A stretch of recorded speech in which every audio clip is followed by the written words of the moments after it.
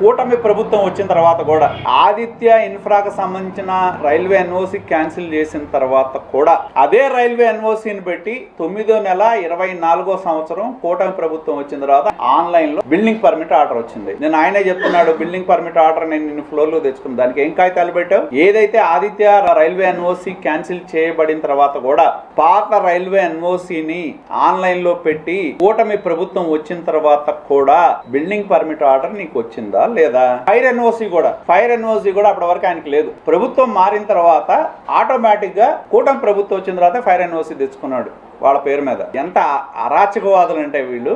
మరి నిజంగానే మాకు ఆయన చెప్పినట్టు కూటమి ప్రభుత్వం అధికారంలోకి వచ్చింది, ధూళిపాండి నరేంద్ర ఇన్ఫ్లుయెన్స్ చేస్తున్నాడు అనుకుంటే ఇవన్నీ నీకు ఎలా వచ్చింది? బిల్డింగ్ పర్మిట్ ఆర్డర్ పాత రైల్వే ఎన్ఓసి పెడితే ఎలా వచ్చింది? నీ పేరు మీద ఫైర్ ఎన్ఓసి ఎలా ట్రాన్స్ఫర్ అయింది? కూటమి ప్రభుత్వం వచ్చిన తర్వాత కూడా గ్రీన్ రేజ్ లో నిర్మాణాలు జరిగినాయా లేదా? ఎలా చేశారు?